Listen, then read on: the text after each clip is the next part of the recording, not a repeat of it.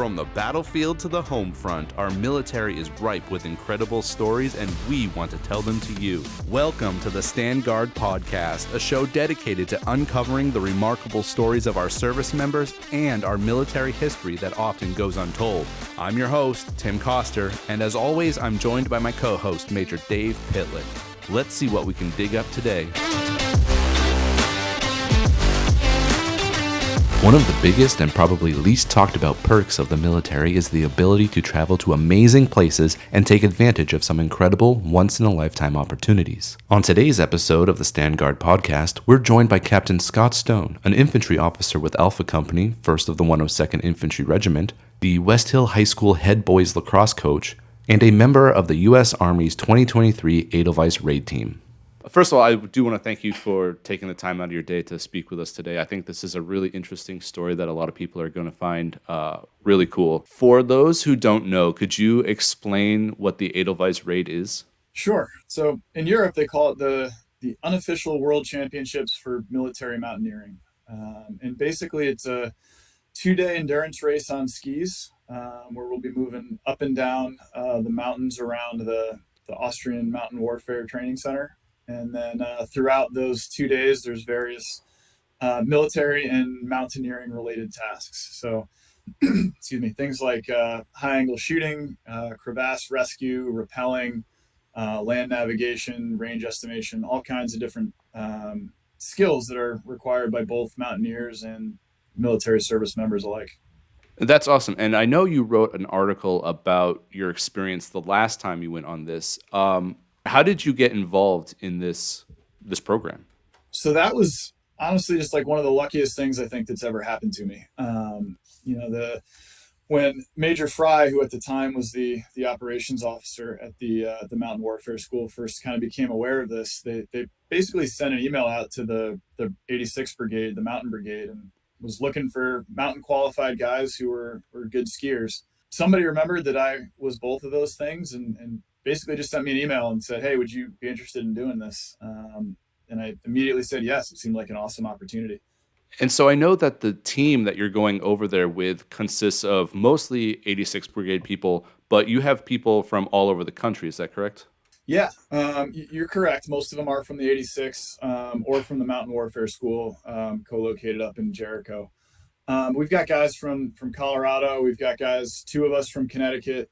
The majority of the team's coming from Vermont. And then we've got 1 or 2 outliers. I think we got somebody who's in Alaska right now. Somebody's in Montana right now. It's a pretty good mix from across the Guard.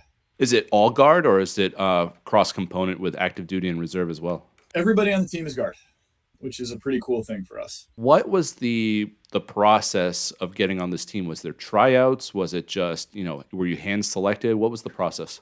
So that first time around back in 2019, it really was sort of just like, who wants to go? And we barely got enough to have the 8-man team to head over there. As we've gained a little popularity with it since then, there was a tryout this year. And pretty much they came up with sort of a point system based on different qualifications that guys already have, their skiing experience, previous Edelweiss Raid experience was weighed pretty heavily, so that helped me a little bit. And then just the physical tryout for it, right? Just making sure that guys were in the cardiovascular shape to compete. The big event for that ended up just being a run up the toll road at Stowe. It's about the hardest 3.5-mile run you'll do. Awesome. So what is your, you talked about you were a good skier. What's your experience with skiing? Was it something you did growing up? Was it something you've done competitively? What's your experience there? Yeah, so I was never a competitive skier. I was fortunate enough that I've been skiing most of my life. My parents were skiers, and I kind of grew up doing that. That was all mostly like resort skiing, though, riding the lifts, skiing down, having a good time. It wasn't really until sometime in college when I started getting into Alpine touring or backcountry skiing, right? Getting out in the woods and off the resort, walking uphill on climbing skins and finding the good little stashes away from where all the people are. And I really just kind of fell in love with that. It's one of the best ways to experience the mountains for sure. Could you go a little bit more in detail about the events that happened during this challenge and like how intense is it? Is it, kind of just like a fun experience, or is it pretty, physically and mentally demanding as well? Yeah, so we all pretty much call it type 2 fun. which is basically that it's not haha, we're all having a good time fun, but it's one of those things that once you're done with it, is a really awesome experience. So during the race, it's certainly challenging, right? Your heart rate's up, you're moving pretty quickly through two pretty full days. So it's a lot of hard work, right? It requires a lot of preparation. It requires a lot of kind of planning as you're going through and how you're going to, manage your water and your food intake and manage your output to make sure that you can get through the whole thing. It's interesting because you're very much competing against yourself with your team. Over the course, the team's spread out pretty far. I don't want to say it's rare, but you're not always like chasing the team in front of you or trying to get away from the team behind you. It's just like, all right, we're here. We got to go a little bit faster, which can be definitely a little bit challenging. Throughout the event, right, there's the various tasks that you have to complete. Those require some technical skill, but they're not overly complicated as long as your team has rehearsed them a little bit and has some guys that are pretty knowledgeable on the technical side of things. So that kind of leads me into my next question. You said that you're all guardsmen. You're obviously a traditional guardsman. What's the training regimen like for this, especially as a team? Is it a lot of relying on you as an individual to go out and do the physical and the warrior tasks and drills that you have to do? Or, do you guys get together regularly to practice this as a team? That is one of the bigger challenges for us, is getting everybody together. One, from a technical standpoint, right, just to build sort of those systems that we're going to be able to use to be successful, but also just from like a team camaraderie standpoint, right, building the trust that we're going to need to be successful out there. So the vast majority of what we do is individual. The Major Fry and Sarah McLaughlin, who are kind of running this whole thing from up in Vermont, developed a pretty solid training plan for everybody that they can execute on their own. Cardio fitness being the most important thing. That's where you're going to make up most of your time, but also with some of the technical things as well. Just knowing your knots, knowing your systems, things like that. And we have gotten together a couple of times, go up to Vermont and we'll train together, do some ski touring together, work on the systems a little bit. But that's really just sort of like a refresher and kind of working some stuff out. And then we're super lucky this time to be going out about 10 days before the start of the actual event. So we'll be able to get to Austria, acclimatize, and really start training together immediately before the race. Could you kind of go a little bit more into detail about what, like the day-to-day aspect of this event looks like? How does it play out over the 2 days that you're there? So there's a mass start where you got all the teams that are pretty much, our NATO partners are the ones that send teams to it. Last time, I think there were 23 or 24 teams that showed up, each 8-man team. Some countries send more than one. So you got a bunch of people together on skis, all standing together. And then the first event, and it's really just a sprint to that first one, is always going to be the simulated avalanche rescue. So basically, they take 2 of your avalanche transceivers, some safety equipment that we bring with us so that you can basically be found in the snow once you're buried. And they go bury them in a designated area, and we have to recover them. So if you don't recover them, you can't even start the race. You can't go beyond that, which is a super essential mountaineering skill to be proficient at, right? Is being able to rescue other team members in the event of some kind of an emergency. So if you don't recover your stuff, you can't go on. You've proved that you're not, suitable to continue into the mountains where it gets a little more dangerous.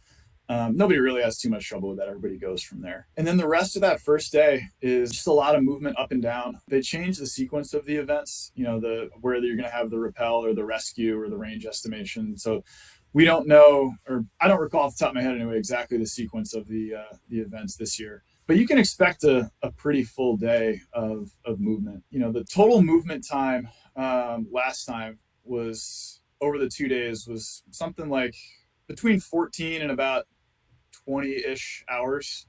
The faster teams obviously spent less time doing it. So you kind of go through those tasks, and then the last event on that first day will be the sledge pull. So pretty much what that is you're gonna pull a sled full of all of your team equipment uphill to the bivouac site for that night, which is cool because it means you're not carrying all of that stuff all day. You don't have to carry all of your water for 2 days. You don't have to carry your sleep system, stuff like that, until that last few kilometer pull uphill where you're moving all of it at once. Yeah, so once you complete that, you kind of set up your tents, eat as much food as you can, settle in for the night, because it'll be a pretty early start the next day. They stop your time at the end of day 1, and then it's a mass start again on the morning of day 2, which follows pretty much the same format, right? Well, everybody starts together. You'll go through the different sequence of events, and then the last event is the they call it a quick march, where basically your time is tripled. So you're a lot of incentive to do those last few kilometers pretty quickly.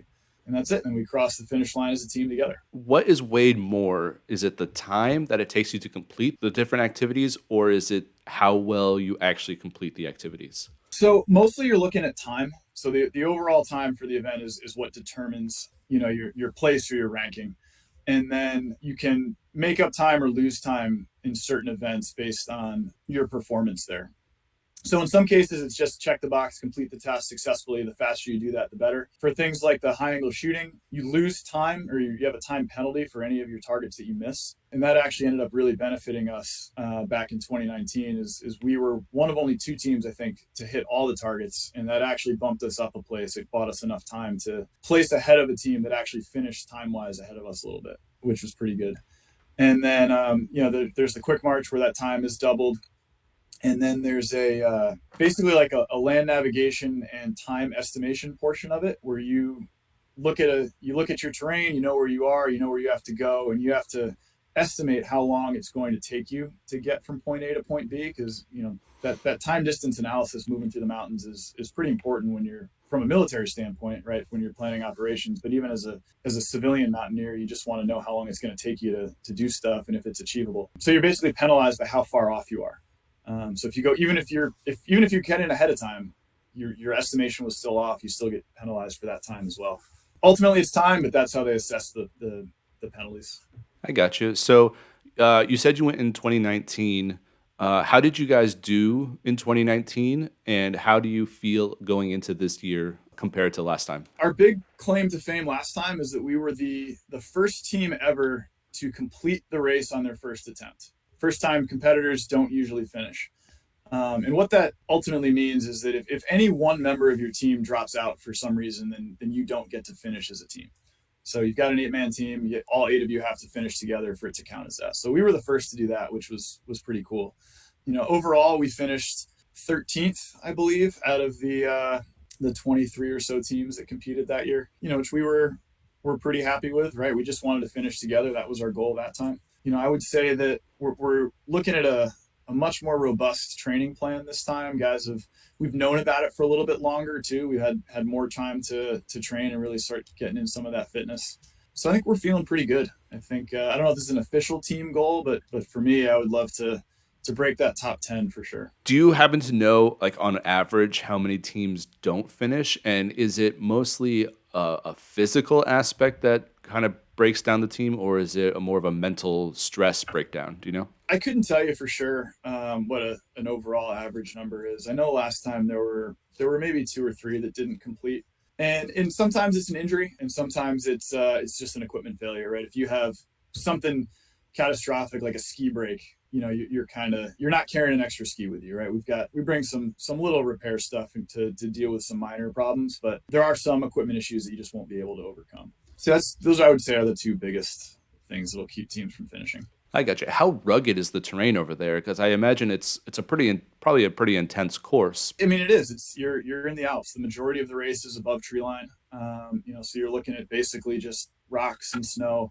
The Austrians do a really nice job of setting up the course before everything. It's actually a training event that they do for their soldiers, is to proof the course and make sure it's safe by doing some avalanche control and marking it to make sure that we don't get lost, having never been there before. But yeah, I mean, it is definitely some challenging skiing. There's some steep uphills. There's some scrambling on rocks where there's some pretty high consequence falls on either side. I mean, we do our best, and the Austrians really support us in being super safe through it. But it's definitely not just, walking uphill at a ski resort. Yeah, I can imagine it's a little bit different. From a personal standpoint, what do you think is the most challenging part of this whole thing? For me, my biggest weakness on the team for sure is just sort of my technical skills.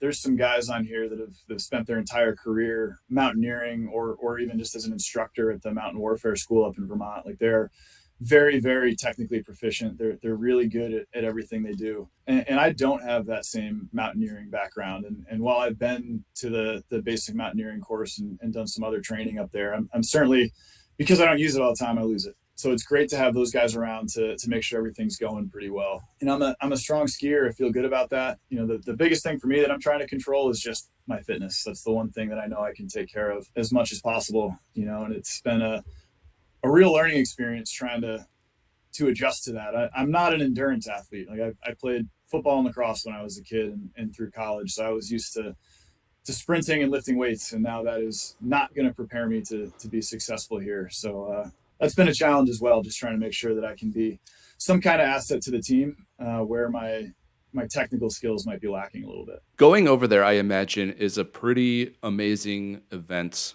from a personal standpoint. Just being able to work with all of our NATO allies and our partner forces who are over there who are also participating. I think one of the most interesting and kind of overlooked facts of the military that people might not necessarily think about is how much traveling we get to do to actually, meet people from other countries, meet other cultures. What do you think is the best part about working and competing against these other nations? Really kind of seeing the camaraderie of all these different countries that we all do the same thing, right?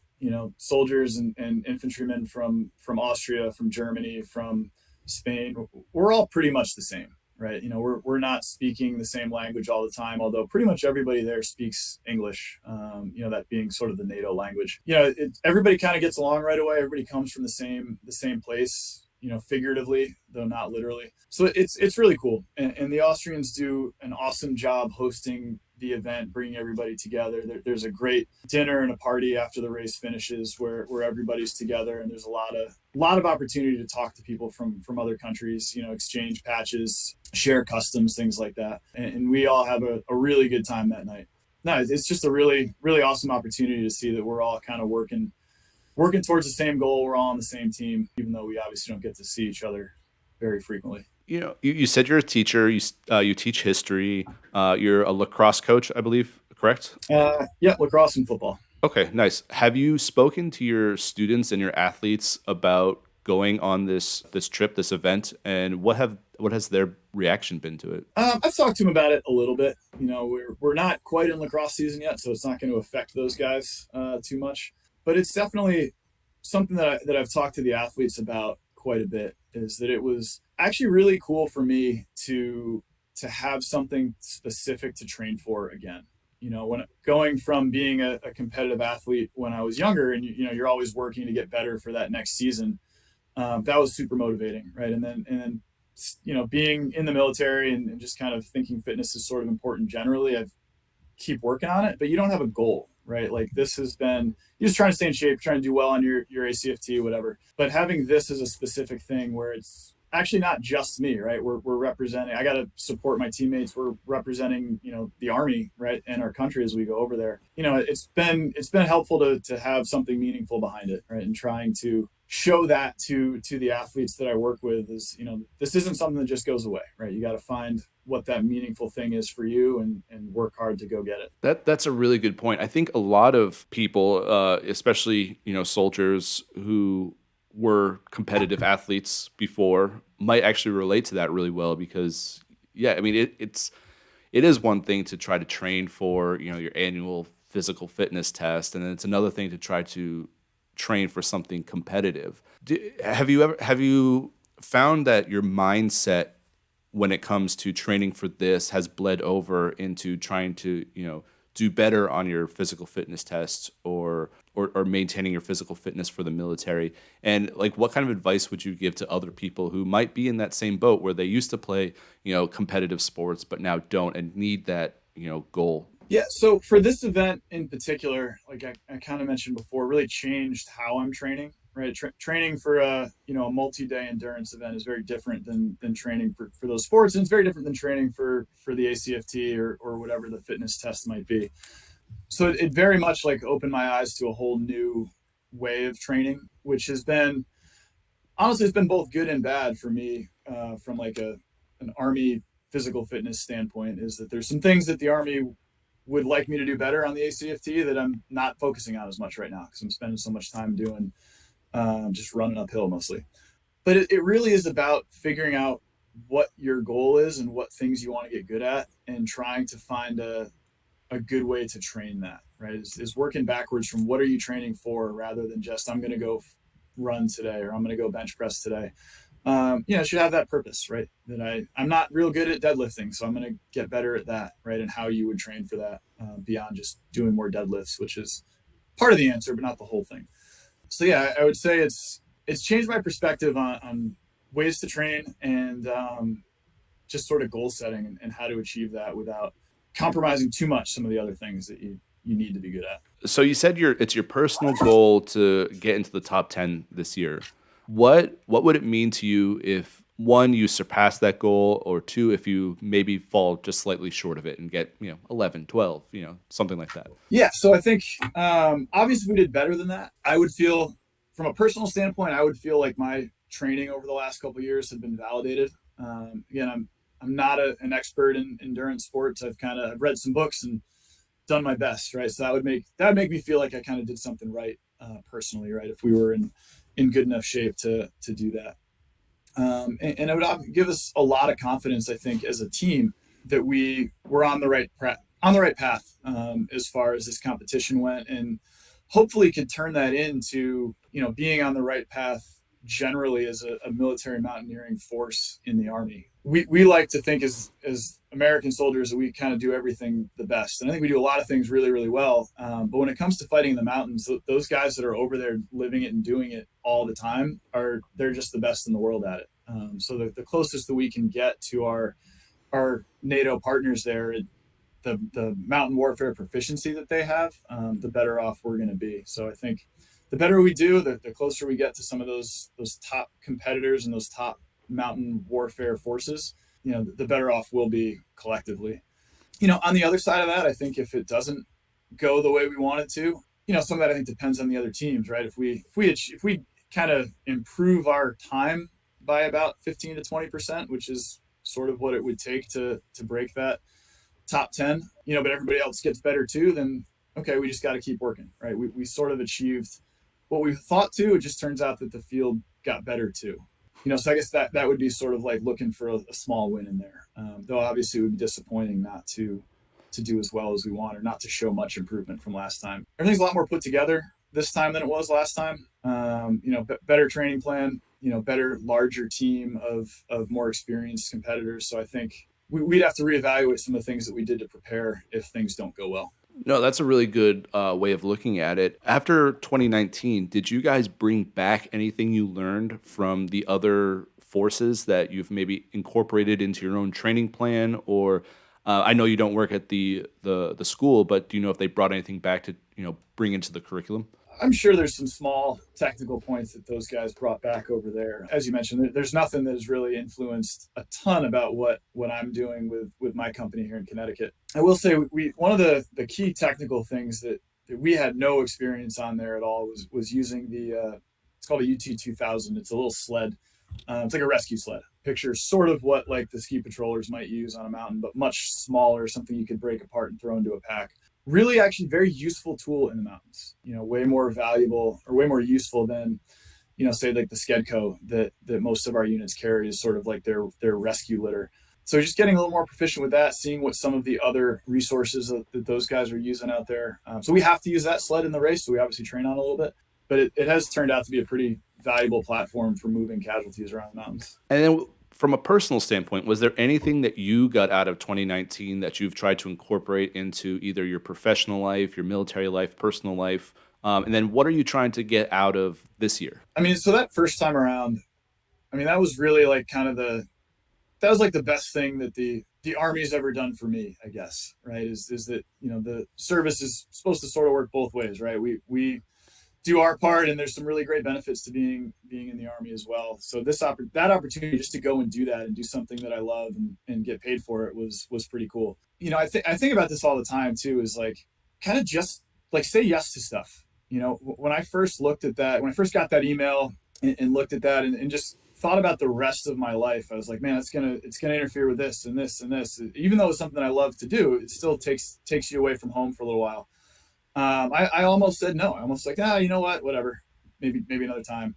And I'm really glad I didn't, right? I'm glad that I kind of took that opportunity to just get involved and see where this led me. And I think for my my military career has definitely made me a lot more interested in studying and learning about fighting in the mountains. It's something that our brigade takes pretty seriously, and we train it when we can. We just don't always have the resources that we'd like to really be as proficient as some of those partner forces that live and work in the Alps all the time. So that was pretty cool. It's kind of piqued my interest in that particular aspect of warfare. As far as being back here, it's been I don't know, it's just another, gives me that motivation train like we talked about before. Is that there's just something gets me up early, gets me motivated to drive up to Vermont a little more frequently than I would otherwise, just to get those laps in early and then maybe do a little skiing for fun afterwards. Yeah, it's just become, I don't know, part of my daily routine over the last year or two. And then what would you say to anybody who you might listen to this podcast or read the story that I'm going to write and get interested in maybe participating in a future Edelweiss Raid? So the biggest thing is getting into just ski touring, right, or backcountry skiing, and getting some of the basic skills. So if you're not already doing that but you're interested in doing this, that'd be the first thing that you'd want to kind of get good at. And not even great, just kind of proficient, right? You don't have to be an awesome skier to do well in this race, and then the next thing is really just start working on that endurance type of fitness, right? Is that you're going to probably want to do less really heavy lifting in the gym, trying to bulk up and get big, and a lot more, of just kind of low intensity, long duration, ideally skiing, but in Connecticut that makes it a little tougher for us than the guys that live closer to the mountains. And of course, always reach out to, if already in the military, reach out to your unit, right? Like the point of contact is usually through the 102nd in Connecticut, and then obviously we go up to the Mountain Warfare School in the 86th Brigade. But right now, Vermont and those guys kind of own this event for the country, which is really cool. It keeps it close to home. And we'd like to see it grow, obviously, but I really do like having some of that personal connections with the guys that are leading it, which I think makes it accessible for us. It makes it accessible for someone like myself and Sergeant Vincent, the other Connecticut competitor. We're not from a mountain state, really. Like, we're just happen to be close enough to it that we can be a part of this. Awesome. And I know we're kind of running out of time here, so I would just kind of end on this. What is your favorite part about this event, and what's your best story that you have coming out of 2019 and maybe the training year that you've had, over the last couple of years? I think, just, I don't know, going the reverse order there, the training year over the last couple of years, like I said, it's changed everything I do, but I've started to really enjoy this type of training. I've become one of those weird running people that I never wanted to be, where I'm out there going, 15, 20 miles on a weekend and just having a good time and like smiling about it, which is weird. Never thought I'd be there, but it's cool because that you're doing it for a bunch of good reasons, right? So the personal motivation, wanting to challenge myself a little bit, and then obviously getting to represent, the Army and the country against our NATO allies is pretty awesome. And as far as the event itself, for me, the best moment by far was probably not by far, but the best moment was the morning of the second day, where we start much earlier. You start, way before the sun comes up, and just being that high up in the mountains when the sunrise, you get the Alpine glow, and it's just like, it's the most beautiful place in the world. It's the most beautiful thing you're going to see. And you're tired and you're sucking, and things don't really feel great at the moment, but you kind of, I don't know, it's one of those things that gives you a little bit of extra motivation to just finish through the day. And that's something that most people don't get, right? There's not too many people that are in the mountains at sunrise that often. And it's a cool experience if you've never had it before. Awesome. Well, again, sir, I want to thank you for taking the time out of your day to talk with us about this. This was a great conversation, and I hope you guys, have a really successful trip. You guys do really well, break that top 10, and come home maybe with a victory. That's the goal. Thank you very much. I appreciate your support. Thank you for listening to the Stand Guard Podcast, a production of the Connecticut National Guard. Please make sure to like and follow us wherever you listen to your podcasts.